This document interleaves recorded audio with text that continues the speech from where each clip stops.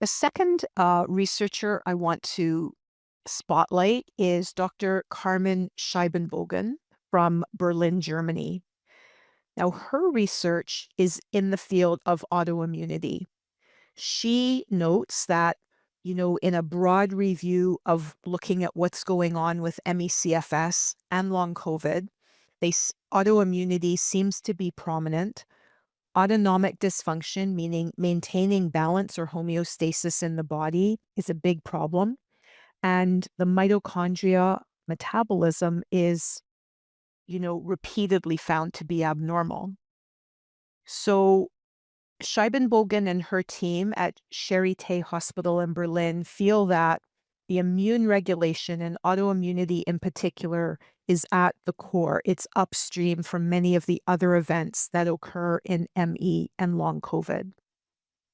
She presented some research to support this belief.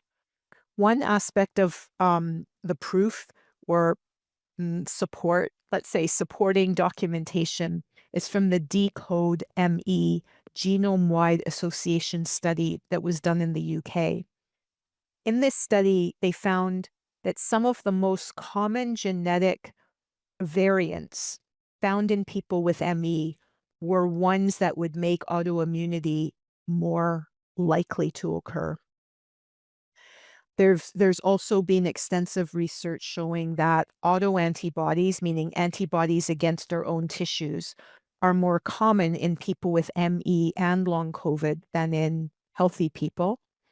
And these antibodies are against many structures, not just one thing.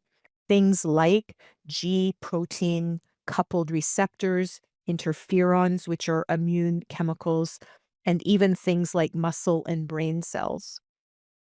I learned something new from Dr. Scheibenbogen's presentation. I did not know before listening to her and then reading some papers that she referred to that autoantibodies are actually a normal bodily response to infection.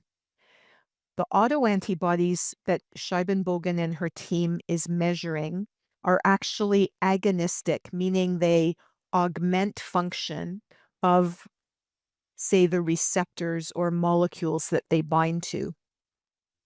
But she stresses that their function is not normal, not what it should be in people with ME and long COVID. Some other supporting evidence for the autoimmune theory is that antibody levels, when they're found in people, correlate quite closely with symptom levels. Right? So if something's causal, whenever you find something in a group of people with a certain disease, that's correlation. And it doesn't prove that the thing you found, say autoantibodies, is actually causing the problem. But if the level of the autoantibodies vary closely with the level of symptoms, it adds a little bit more evidence. Brain studies have been done by Dr. Sato's group in Japan, showing a connection between the autonomic autoantibodies, so antibodies to beta 1 and beta 2 adrenergic receptors. These are receptors that control heart rate and blood pressure, so of great interest to people with ME. And they found that people who had more of these autoantibodies also had abnormalities in brain function.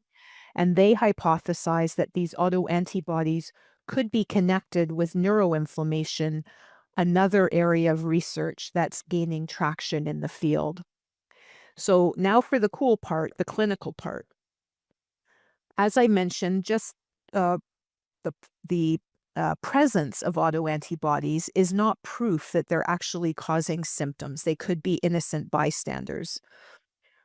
But there's some really elegant experimental research that suggests they are causal. So one is called IgG transfer. How this works is this was done in people with long COVID. So blood and immune globulins from that blood from people with long COVID were given to mice. And when you give the IgG, the antibodies of people who have long COVID or ME to mice, the mice develop pain, fatigue, and weakness. Another area of clinical research is that if you remove the antibodies from the blood through a process called immunoabsorption, people feel temporarily better. So, again, the Berlin group did this in a group of 20 people with long COVID who had elevated beta 2 antibodies, and 5 treatments resulted in temporary improvement in the majority of the people, but not everybody. Another area of evidence that autoantibodies are important is from the now very well known rituximab studies. So, rituximab kills B cells. B cells are the cells that lead to the plasma cells, and the plasma cells are the ones that make the antibodies. So, rituximab is decreasing the body's ability to produce antibodies, including autoantibodies. Now, Dr. Scheibenbogen stresses that these treatments to decrease B cells or plasma cells are not curative because the cells grow back, right? So lucky for us, if you knock them out forever, it would really put people at high risk for infection. Scheibenbogen's group is doing a lot of clinical research.